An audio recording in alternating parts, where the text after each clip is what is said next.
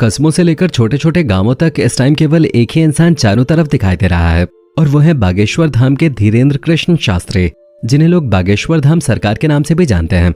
वैसे तो आपने इनके बारे में कई सारी बातें सुनी होंगी, इनसे जुड़ी बहुत सी चीजें देखी होंगी, लेकिन क्या आपको मालूम है कि हमारे बागेश्वर बाबा कितने अमीर हैं, इनके पास कितनी संपत्ति है और ये क्या क्या करते हैं? प्रवचन देने के अलावा भी इनके पास कोई काम है या फिर इनका जीवन केवल भक्ति को ही समर्पित है? तो आइए जानते हैं कि हमारे बागेश्वर बाबा की पर्सनल लाइफ कैसी है। दोस्तों, मध्य प्रदेश के छतरपुर जिले में एक बहुत ही नामचीन धाम है जिसका नाम है बागेश्वर धाम, जिसके बारे में आप सब भली भांति जानते होंगे। और इस धाम के प्रमुख कथावाचक हैं धीरेन्द्र शास्त्री।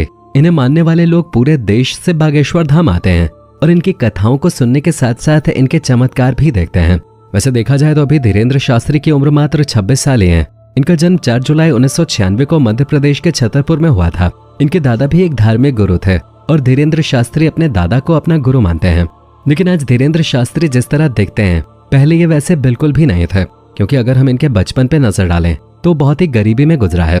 दादाजी भले ही धार्मिक गुरु थे और गांव में दरबार लगाते थे, लेकिन इनका परिवार आर्थिक रूप से मजबूत नहीं था, जिसकी वजह से अपने बचपन में धीरेन्द्र शास्त्री को कई सारी मुश्किलों का सामना करना पड़ा। लेकिन अपने दादा की संगति में धीरेन्द्र शास्त्री ने कभी भी उन मुश्किलों की तरफ ध्यान नहीं दिया और बचपन से ही भक्ति और धार्मिक कार्यों में लगे रहे। जहां मात्र 12 साल की उम्र में धीरेन्द्र शास्त्री ने बालाजी भगवान यानी कि हनुमान जी की साधना करनी शुरू कर दी। और आज ये हाल है कि धीरेन्द्र शास्त्री खुद को हनुमान जी को सबसे बड़ा भक्त कहते हैं और उन्हीं की कृपा से उनके पास ऐसी शक्तियां हैं जिनकी बदौलत ये लोगों के मन की बात को समझ जाते हैं और उनकी परेशानियों का हल भी बताते हैं। यही वजह है कि धीरेन्द्र शास्त्री आज पूरे भारत में बहुत ही जाने माने कथावाचक हैं और बाबा के तौर पे जाने जाते हैं। भारत के कोने कोने से लोग सिर्फ इनके दर्शन के लिए आते हैं और जो इनके दरबार तक नहीं पहुंच पाते वो दिन रात इनके प्रवचन सुनते हैं और इनके सुर में सुर मिलाते हैं। आज के समय में लोग बागेश्वर धाम सरकार की भक्ति में इतना डूब गए हैं कि इनकी एक झलक मात्र देखने के लिए लोग बेताब रहते हैं। इनके धाम पर हर दिन हजारों लोग आते हैं और हफ्ते में 2 दिन मंगलवार और शनिवार को भीड़ और भी ज्यादा बढ़ जाती है। यही कारण है कि बागेश्वर धाम के आसपास की जितनी भी जमीनें छतरपुर में हैं, उनकी कीमत आज मुंबई दिल्ली जैसे शहरों से भी महंगी हो गई है, क्योंकि वो जमीनें बाबा के धाम के नजदीक हैं। और यही वजह है कि धीरेन्द्र शास्त्री जी के ऊपर बहुत सारी सरकारी जमीनों पर कब्जे के आरोप भी लग रहे हैं और इस तरह के कई सारे विवाद आजकल सामने आ रहे हैं। यहाँ तक कि धाम में आने वाले लोगों की संख्या इतनी ज्यादा हो गई है कि 1 से 1.5 लाख रुपए दुकानों का किराया पहुंच गया है। इन सब चीजों से बाबा बागेश्वर धाम सरकार को काफी ज्यादा फायदा होता है। तभी तो सूत्रों के मुताबिक बागेश्वर धाम सरकार यानी कि धीरेन्द्र शास्त्री की कुल संपत्ति 20 करोड़ से भी ज्यादा है। हो सकता है कि इनकी संपत्ति और भी ज्यादा हो और उसकी सबसे बड़ी वजह इनके भक्तों की बढ़ती संख्या है। धीरेन्द्र शास्त्री का असली काम कथावाचन करना है, जहां ये रामायण और महाभारत के किस्से सुनाकर अपने भक्तों को ईश्वर की भक्ति के लिए प्रोत्साहित करते हैं। और अपने इसी कथावाचन के लिए धीरेन्द्र शास्त्री देश के अलग अलग कोनों में, यहाँ तक कि विदेशों में जाकर कथा सुना चुके हैं और अपने शब्दों का जादू बिखेर चुके हैं।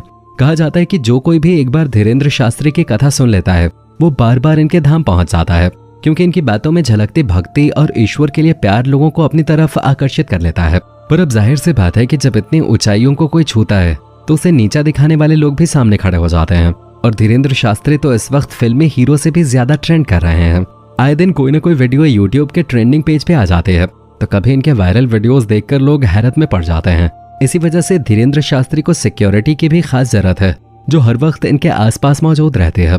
वैसे तो कोई धीरेन्द्र शास्त्री के ऊपर वार नहीं करेगा, लेकिन अगर भूले भटके किसी की बुद्धि भ्रष्ट हो गई और उसने बाबा बागेश्वर धाम के ऊपर वार कर दिया तो सिक्योरिटी इनकी हिफाजत के लिए हमेशा खड़ी रहती है।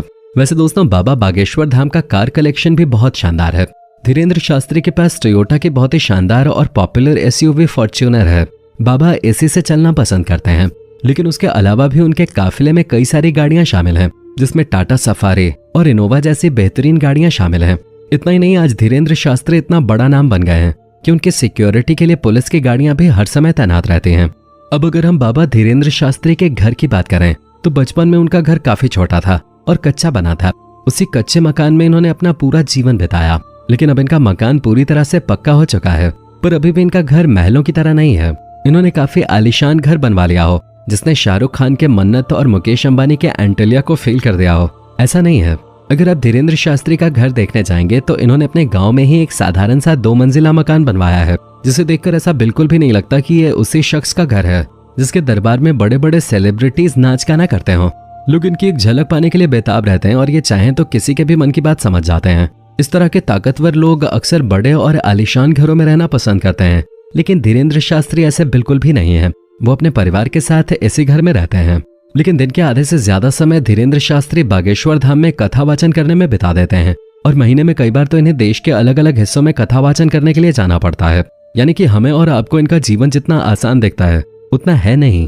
धीरेंद्र शास्त्री को भारत का नंबर 1 कथावाचक बनने के लिए बहुत मेहनत करनी पड़ेगी। लेकिन हाँ, ये बात भी सच है कि बाबा धीरेंद्र शास्त्री जितने ही ज्यादा फेमस हैं, ये उतने ज्यादा विवादों से भी घिरे रहते हैं। वैसे तो गैर हिंदू अक्सर इनके खिलाफ लोगों को गुमराह करने के मुकदमे दर्ज करवाते रहते हैं और बागेश्वर धाम के आसपास की जमीन को कब्जा करने के भी आरोप धीरेंद्र शास्त्री पे काफी लंबे समय से लग रहे हैं, जिसके तहत ये कहा जा रहा है कि बाबा बागेश्वर धाम सरकार ने अपने धाम के पास की सारी जमीनों पे कब्जा कर रखा है। कई सारी दुकानें किराए पे उठाई हैं, जिनका ये लाखों में किराया लेते हैं। और हद तो तब हो जाती है जब दूसरे धर्मगुरु धीरेंद्र शास्त्री के ऊपर पाखंड फैलाने का आरोप लगाते हैं। लोगों का कहना है कि धीरेंद्र शास्त्री को किसी का भी मन पढ़ना नहीं आता है।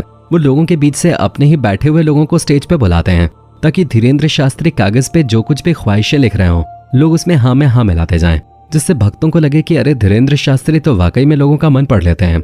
अब इस तरह के आरोपों के बारे में हम क्या ही बोलें, क्योंकि धीरेंद्र शास्त्री कई बार मीडिया का पर्दाफाश कर चुके हैं, वो भी कई लोगों के सामने, क्योंकि वो भी सेम इसी तरह के विचार रखते थे कि धीरेंद्र शास्त्री लोगों को बेवकूफ बना रहे हैं। धीरेंद्र शास्त्री जितना विवादों में घिरे रहे उतने ही पॉपुलर होते चले गए। कई सारे बड़े बड़े नेता और अभिनेता धीरेंद्र शास्त्री के पास इनसे मिलने के लिए आते रहते हैं, चाहे वो मध्य प्रदेश में कांग्रेस पार्टी के नेता हो या बीजेपी के नेता। यहाँ तक कि धीरेंद्र शास्त्री के पास बड़े और आला अधिकारी भी आते रहते हैं। और एक बार तो मनोज तिवारी खुद बाबा के दरबार में जाकर इनका प्रवचन सुन चुके हैं। इतना ही नहीं, केंद्रीय मंत्री नितिन गडकरी जैसे बड़े नेता भी धीरेंद्र शास्त्री के पास जा चुके हैं।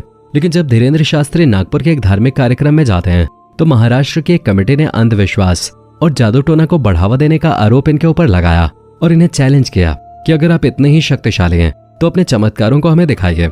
अगर ये सही साबित हुए तो 30 लाख रुपए इनाम भी दिया जाएगा। लेकिन बाबा धीरेंद्र शास्त्री ने यह चैलेंज एक्सेप्ट नहीं किया, जिसके बाद महाराष्ट्र के उस कमेटी के श्याम मानव ने धीरेंद्र शास्त्री के खिलाफ पुलिस कार्रवाई की मांग की और कहा कि अगर पुलिस ने कार्रवाई नहीं की तो वो लोग आंदोलन करेंगे। वैसे दोस्तों, अब पुलिस वापस धीरेंद्र शास्त्री के ऊपर कार्रवाई इसलिए भी कर सकती है क्योंकि महाराष्ट्र में जादू टोने के खिलाफ एक कानून बनाया गया था जिसका नाम है anti superstition and black magic act 2013।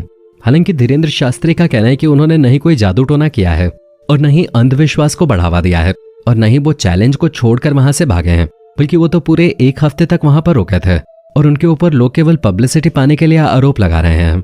और अगर देखा जाए तो उन्हें पब्लिसिटी मिल भी रही है। तभी तो न्यूज चैनल वगैरह में आजकल सिर्फ और सिर्फ इसी चैलेंज की बातें हो रही हैं, क्योंकि न्यूज चैनल वालों को भी पता है कि आज के टाइम में बागेश्वर धाम सरकार एक ब्रांड है, वो नाम है जिसको कहीं पे भी इस्तेमाल करके टीआरपी बटोरी जा सकते हैं, क्योंकि इनके भक्त तो इनसे जुड़ी खबरें देखते ही हैं। लेकिन जो लोग इनके खिलाफ हैं वो भी इनकी बातें सुनने में कोई कसर नहीं छोड़ते।